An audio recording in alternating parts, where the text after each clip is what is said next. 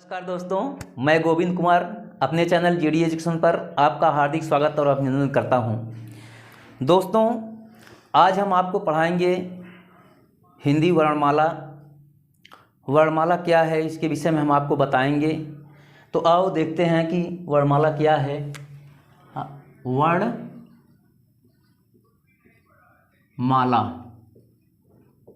वर्णमाला। वर्णमाला में दोस्तों हम पढ़ेंगे वर्ण। वर्ण क्या होता है इसके बारे में हम आपको बताएंगे।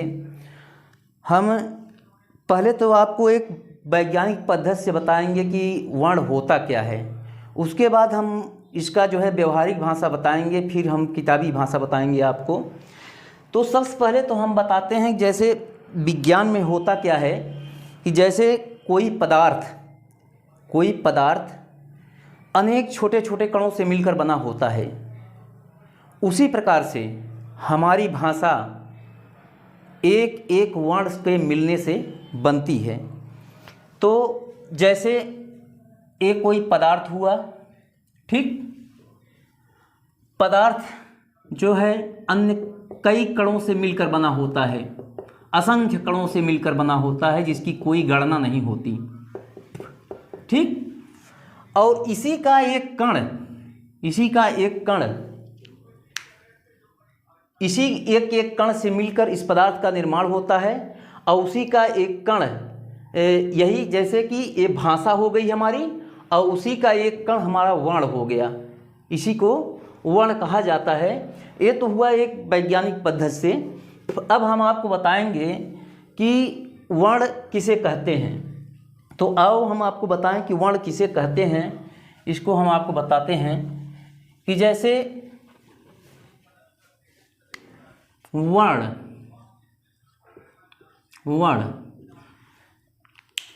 दोस्तों, वर्ण भाषा की वह लघुत्तम इकाई है, या हम ये कहें कि भाषा को लिखने के लिए विशेष चिन्ह बनाए गए हैं। उन्हीं चिन्हों को लिपि भी कहते हैं, और उसी चिन्ह को वर्ण भी कहते हैं। तो हम बताएंगे कि भाषा की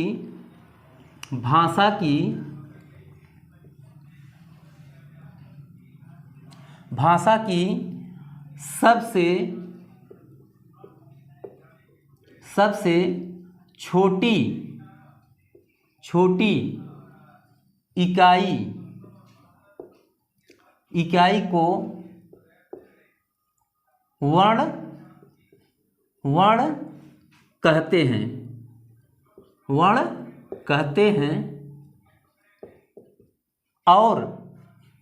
और इसी को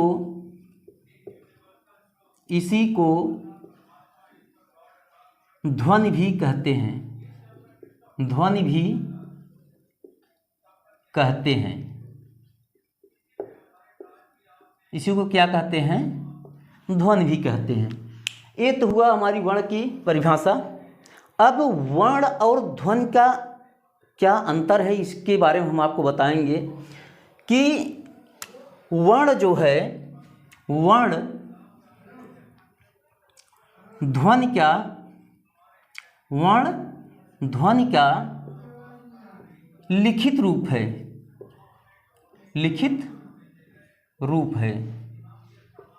वर्ण ध्वनि का लिखित रूप है, और ध्वनि वर्ण का मौखिक रूप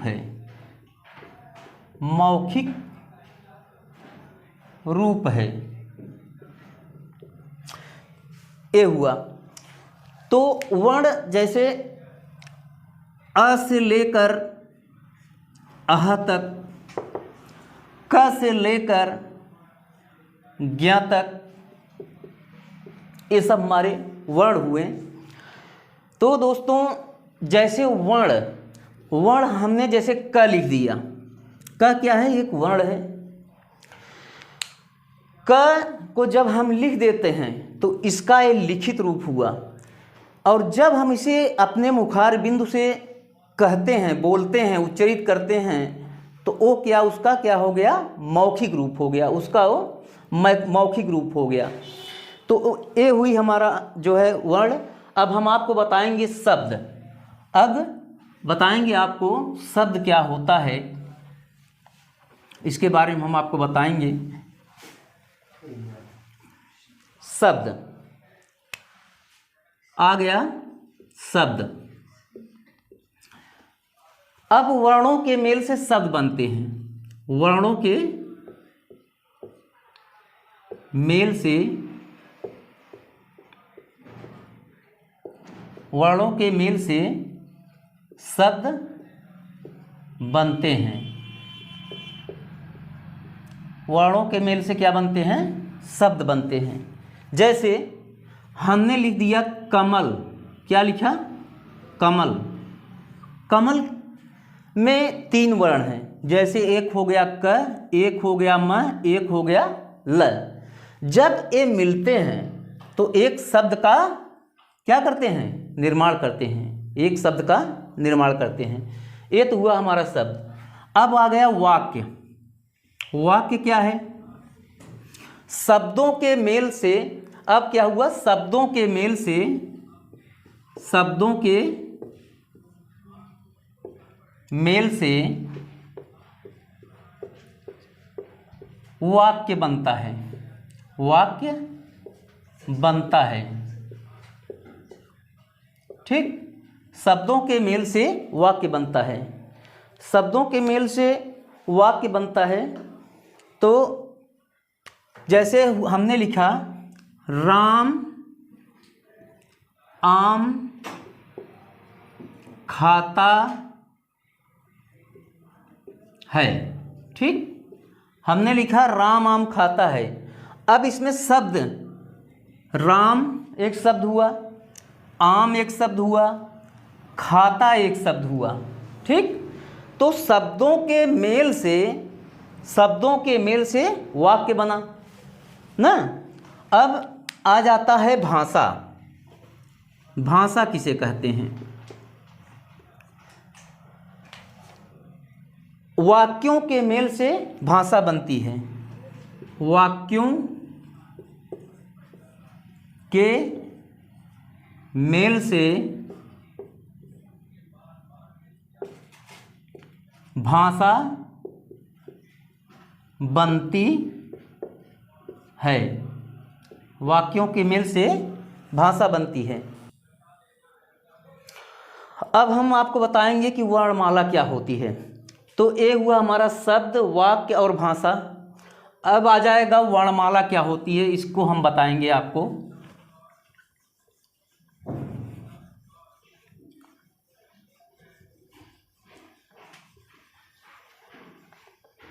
वर्णमाला, वर्णमाला की परिभाषा होती है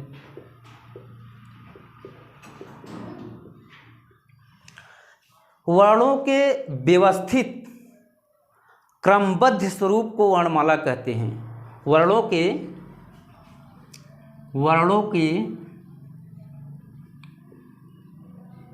व्यवस्थित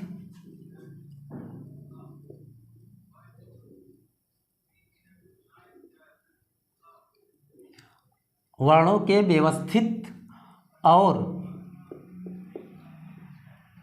क्रमबद्ध, वर्णों के व्यवस्थित और क्रमबद्ध स्वरूप को वर्णमाला कहते हैं। वर्णों के व्यवस्थित और क्रमबद्ध स्वरूप को क्या कहते हैं, वर्णमाला। वर्णमाला जैसे होता क्या है कि हम लोग पुष्प लेते हैं, पुष्प को जो है कि एक एक एक एक करके माला बनाते हैं उसकी, उसको पुष्पों की माला कहते हैं। उसी प्रकार से एक एक वर्ण को क्रमबद्ध रूप से रखकर उसकी माला बनाई जाती है। जैसे ए क्या हुआ, हमारी क्या हुई, माला हुई। ठीक, ये माला हुई। क्योंकि ये एक क्रम में जो है कि गुथे गए हैं, एक क्रम में गुथे गए हैं।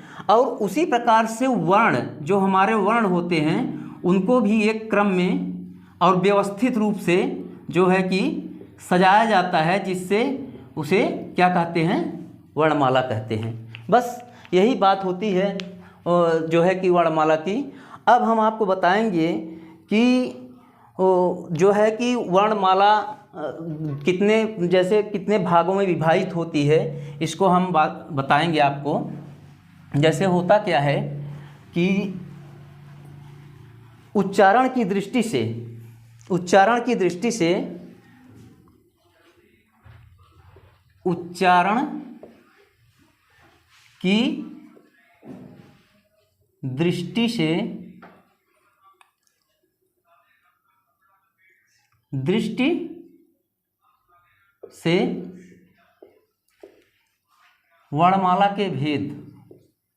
वर्णमाला के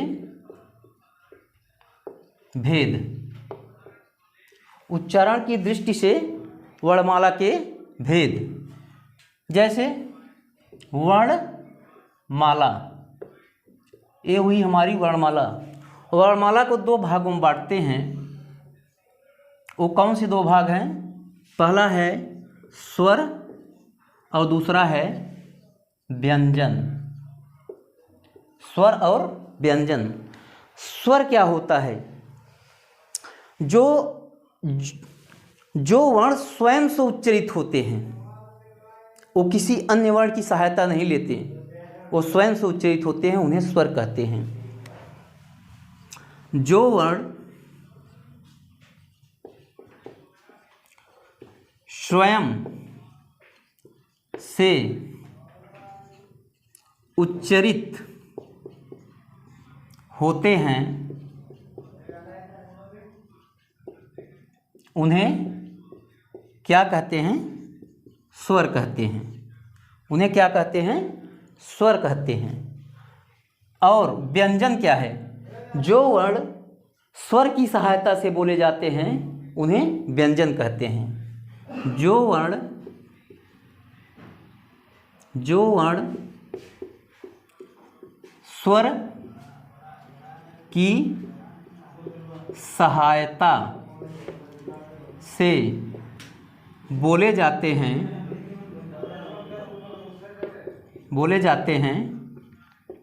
उसे व्यंजन कहते हैं। उसे व्यंजन कहते हैं। ये हुआ हमारा स्वर और व्यंजन। अब आपको हम बताएंगे जैसे स्वर कितने होते हैं। तो आ जाइए, अब स्वर के विषय में हम आपको बताएंगे कि स्वर कितने होते हैं और उनकी संख्या कितनी होती है। इसके बारे में हम आपको बताएंगे कि स्वर दोस्तों ये किसी की सहायता से बोले नहीं जाते हैं, स्वयं उच्चरित होते हैं। जैसे अ, आ, ई, ऊ, री, ए, ऐ, ओ, औ, अं, अह। ये हमारा क्या हुआ? स्वर हुआ। अब इसकी संख्या कितनी है? जैसे 1, 2, 3, 4, 5, 6, 7, 8, 9, 10, 11, 12, 13। इनकी संख्या कितनी हुई? 13। तो हम लिखेंगे स्वर की कुल संख्या कितनी है? 13 है। कुल संख्या 13 है। लेकिन मूल स्वर हमारे सिर्फ 11 हैं। मूल स्वरों की संख्या, मूल स्वरों की संख्या कितनी है? 11 है। मूल स्वर में दोस्तों आ जाएगा आपका अ, आ, ई, उ, री, ए, ओ, अंग अ नहीं आता, अंग अ नहीं आता। ये क्यों नहीं आता? क्योंकि इसे आयोग वाह बोलते हैं। ये आयोग वाह के अंतर्गत आ जाता है, इसलिए इसे मूल स्वर में नहीं रखते। अब आयोग वाह क्या होता है, इसको हम बाद में आपको बताएंगे कि आयोग वाह क्या होता है। और अब आ जाते हैं, हम आपको बताते हैं कि उत्पत्ति और निर्माण की दृष्टि से स्वर के कितने भेद होते हैं।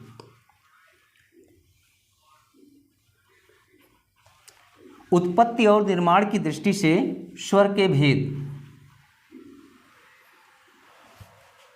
उत्पत्ति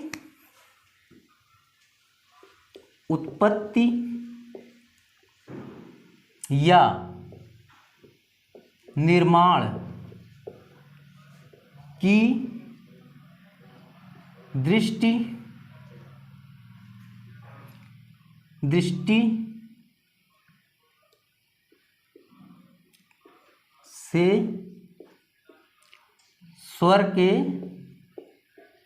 के भेद। उत्पत्ति या निर्माण की दृष्टि से स्वर के भेद। उत्पत्ति या निर्माण की दृष्टि से स्वर के भेद। तो इसके तीन भेद होते हैं। पहला आ गया मूल स्वर, और दूसरा आ गया दीर्घ स्वर, और तीसरा आ गया संयुक्त स्वर। दोस्तों, ये तो हमारा हुआ तीन, जो है उत्पत्ति और निर्माण की दृष्टि से स्वर के तीन भेद हुए। अब आ जाता है कि मूल स्वर होता क्या है। तो हम लिखेंगे मूल स्वर। मूल स्वर जो होते हैं, ये जो है कि स्वतः उत्पन्न होते हैं, और उन्हीं को मूल स्वर कहते हैं। ये स्वतः उत्पन्न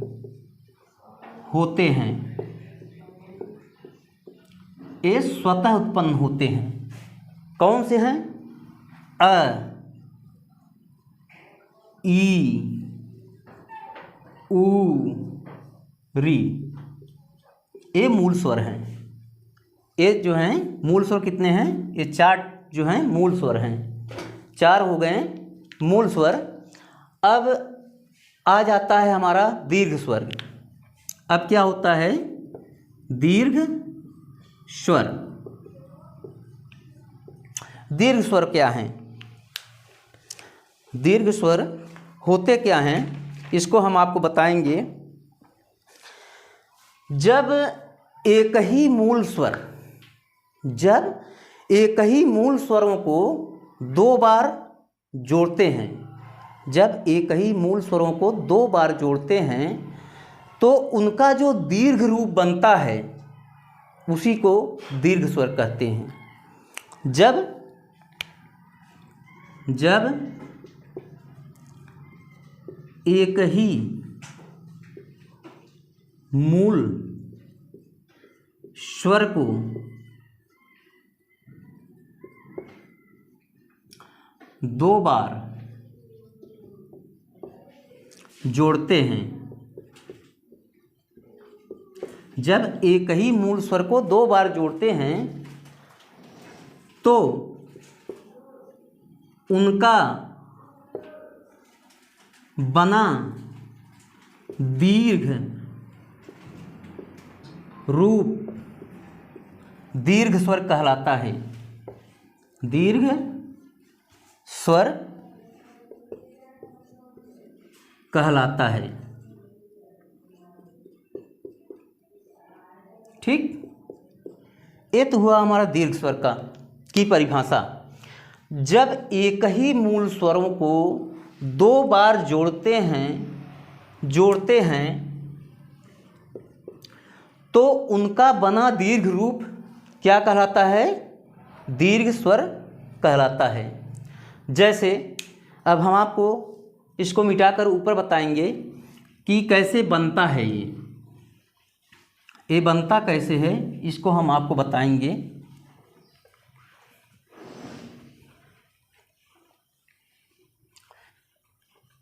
जैसे दोस्तों मूल स्वर हमने आपको जो बताया है अ, ई, उ, री, उन्हीं को दो बार जोड़कर उनका दीर्घ रूप बनता है। जैसे अ प्लस अ क्या हुआ? आ हो गया, इसका बड़ा रूप दीर्घ रूप हो गया। जैसे ई प्लस ई बराबर बड़ी, ऊ प्लस ऊ बराबर बड़ा ऊ, री प्लस री बराबर बड़ा री। ये हमारा हो गया बड़ा री। तो दो जो मूल स्वर हैं उनको दो बार जोड़ने के बाद उनका दीर्घ रूप प्राप्त होता है और यही हमारा दीर्घ स्वर है, यही हमारा दीर्घ स्वर है। अब आ जाता है हमारा संयुक्त स्वर। क्या आता है? संयुक्त स्वर। संयुक्त स्वर, संयुक्त स्वर होता क्या है? जब दो अलग अलग स्वर, दो अलग अलग स्वर, एक स्वर नहीं, एक ही रूप नहीं उसका, दो अलग अलग स्वर मिलकर, जब दो अलग अलग स्वर मिलकर किसी अन्य स्वर का रूप देते हैं उसी को संयुक्त स्वर कहते हैं। ठीक, तो आइए हम आप बताएं दो अलग अलग स्वर, दो अलग अलग स्वर, दो अलग अलग स्वर आपस में जुड़कर, आपस में जुड़कर, दो अलग अलग स्वर आपस में जुड़कर एक नया स्वर बनाते हैं, एक नया स्वर बनाते हैं।